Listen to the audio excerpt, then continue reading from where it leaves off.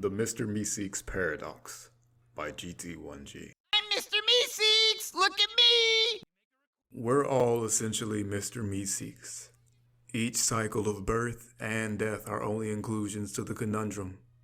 None of us actually die. We're in a continuous cosmic loop of creation and destruction that feeds itself the energy from the death event in order to produce a life event. This is an infinite loop and has been for eons. As one thing happens to correct the ebb or flow of another, another must follow suit for that creation. I've stated before that the universe is seeking to balance itself.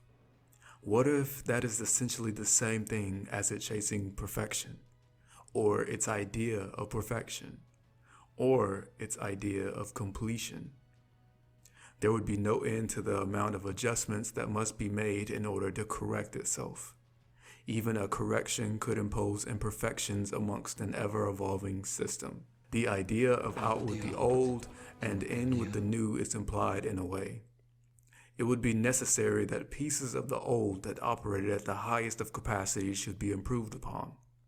I think this is why we've created artificial intelligence.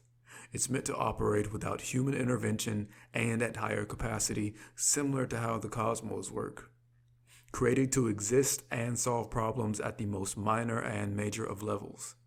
If this life is truly intelligent like the universe, or more intelligent than its creators, wouldn't it actively create something else to solve its problems? Once this occurs and imperfections are found in the previously created model, wouldn't there be a need for creation to find correction? You roped me into this. That's because he roped me into this. Well, that's only because he roped me into this. From the moment it started, there was no ending it. There can be no end to it since it started. How can something with a start have no end? By giving a start to itself every time it's ended.